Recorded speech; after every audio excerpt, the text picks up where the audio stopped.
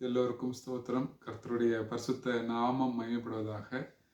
2024ஆம் ஆண்டிலே மற்றொரு மாதத்திலே தேவன் அடியெடுத்து வைக்கும்படியாக கிருபையை கொடுத்திருக்கிறார். கடந்த நாட்கள் முழுவதுமாக நம்ம கண்ணின் மணியை போல பாதுகாத்ததற்காக கர்த்தருக்கு ஸ்தோத்திரம். இந்த நாளிலும் பரிசுத்த வேதத்திலிருந்து ஒரு சில பகுதியை தியானிக்க இருக்கிறோம்.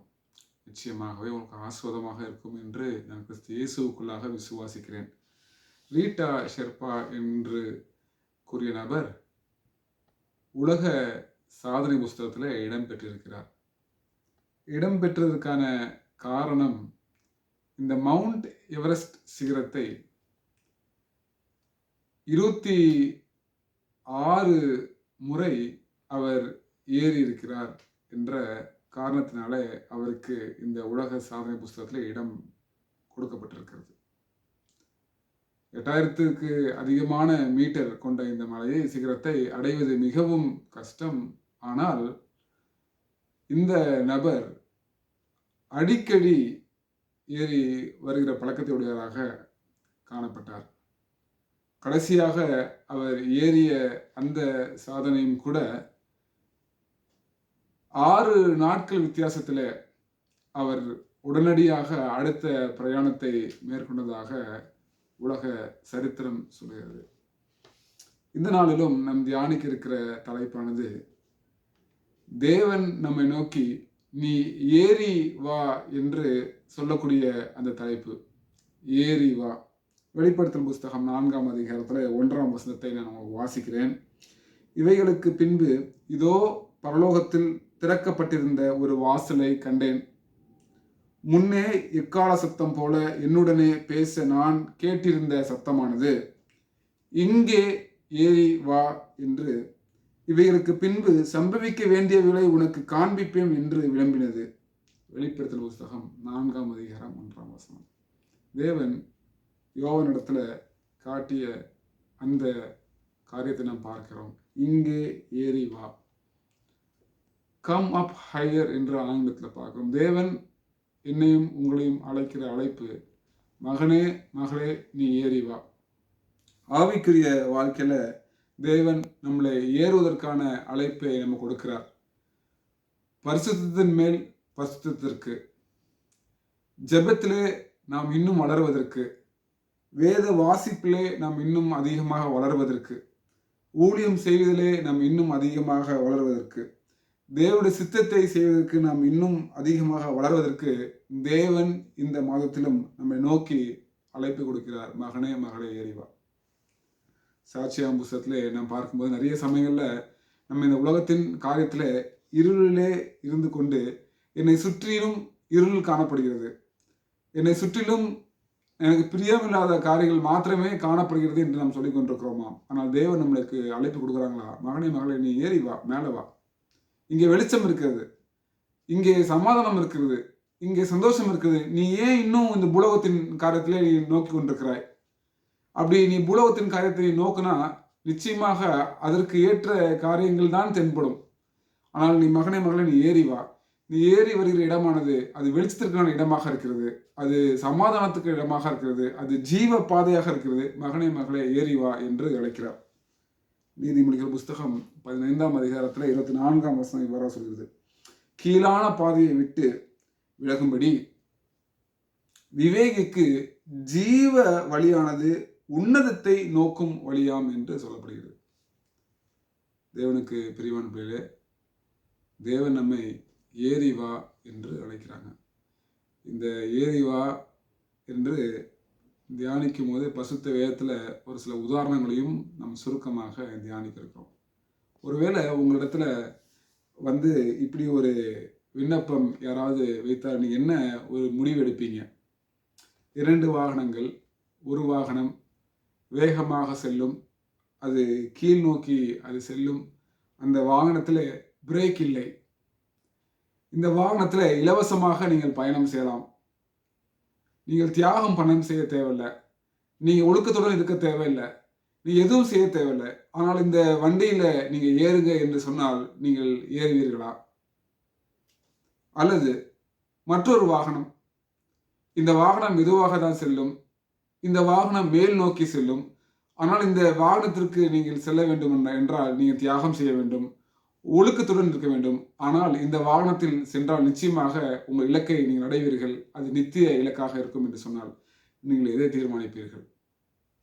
ஒருவேளை என்னிடத்துல கேட்டா, நான் வந்துட்டு மெதுவா போனாலும் பரவால்ல, நான் பத்திரமாக இருப்பேனா, நான் நித்தியமாக இருப்பேனா என்று சொல்லி தான் நான் தீர்மானம் எடுப்பேன்.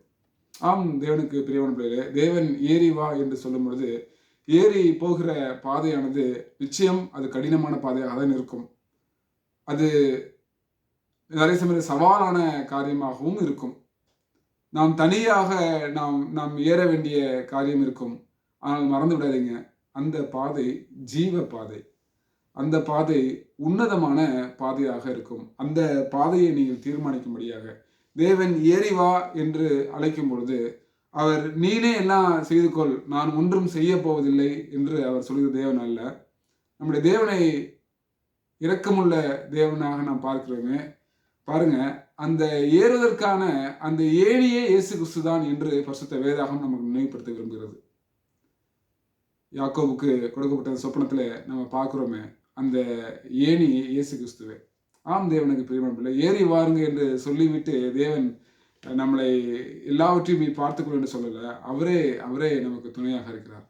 பரிசுத்த வேதத்திலிருந்து ஒரு சில உதாரணங்களை நாம் படிக்க இருக்கிறோம் என்று நான் சொன்னேன். இப்படியாக தேவன் அழைப்பு கொடுத்த மாத்திரத்துல இந்த ஒரு மனிதனை கொடுத்து பிரதானமாகவும் மற்ற 2 சம்பவங்களை நம்ம பார்க்க இருக்கிறோம். முதலாவது இந்த சகையு என்ற ஒரு மனிதரை பார்க்கிறோம். எனக்கு ஆச்சரியமாக இருந்தது அந்த பகுதியை தியானிக்கும் பொழுது. அந்த மகன்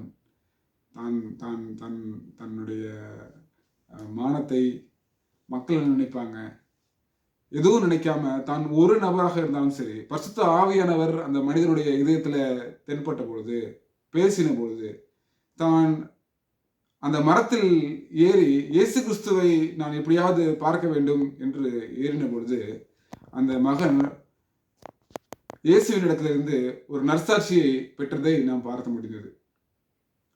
அவனுக்கு ரட்சிப்பு கிடைத்தது என்று நாம் பார்க்கிறோம். ஆம், தேவனுக்கு பிரியமான பிள்ளை, ஏறணும். நாம் ஆவிக்குரிய வாழ்க்கையில நாம் ஏறணும். அதற்கான எல்லா தருணங்களும் நமக்கு தேவன் கொடுக்க வல்லவராக இருக்கிறாங்க.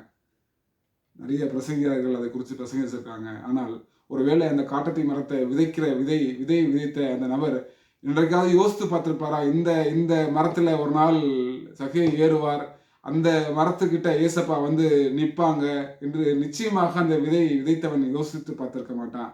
ஆனால் தேவன் இந்த காட்டத்தி மரத்தை சகையுக்காகவே ஒரு சூழலை ஏற்படுத்தி வச்சிருந்தார். சகையை ஏறினான் என்று நாம் பார்க்கிறோம். அப்படியாக ஏறுகிற பிள்ளைகளுக்கு, ஆவிக்குரிய வாழ்க்கையை வளர வேண்டும் என்று நினைக்கிற பிள்ளைகளுக்கு தேவன் அப்படிப்பட்ட வாய்ப்புகளை அமைத்து கொண்டுதான் வருகிறார். இந்த மாதத்திலும், ஆண்டவரே நான் இன்னும் வளர வேண்டும், ஆண்டவரே நான் இன்னும் உமக்கு பிரியமாய் வாழ வேண்டும் ஆண்டவரே என்று நினைக்கிற பிள்ளைகளுக்கு அப்படிப்பட்ட வாய்ப்புகள் தேவன் அமைத்து கொடுப்பார். 2ஆம் உதாரணமாக சீசர்களை குறித்து நாம் பார்க்கிறோம். சீசர்களை குறித்து நாம் பார்க்கிறோம். அந்த மேல் வீட்டு அனுபவத்தை நாம் பார்க்கிறோம். அப்படியாக அவர்கள் அந்த அனுபவத்திற்குள்ளாக வரும்பொழுது ஒரு ஒருமன பாட்டை நாம் பார்க்க முடிந்தது. இயேசு கிறிஸ்து இந்த சீசர்களுக்கு தென்படும் பொழுதும் அப்படியாக அவர்கள் அந்த மேல் வீட்டிற்கு வந்த ஒரு அனுபவத்தை நாம் பார்க்க முடிகிறது. ஏறி வரணும், தனித்து வரணும், ஆணுடைய சமூகத்தில் பேசும்படியாக வரணும். அப்படி வரும்பொழுது நிச்சயமாக தேவன் நமக்கு பரிசுத்த ஆவியுடைய துணையை கொடுக்க வல்லவராக இருக்கிறார். ஆனாலும் இந்த காலையில நாம் பிரதானமாக ஒரு மனிதனை குறித்து நாம் பார்க்க இருக்கிறோம். தேவன் எப்போ அழைத்தாலும் அந்த மனிதன் தேவனுடைய சமூகத்தில் ஏறி போன ஒரு மனிதனாக காணப்பட்டார். அவர் வேற யாரும் இல்லை, மோசே என்கிற தேவபக்தன்.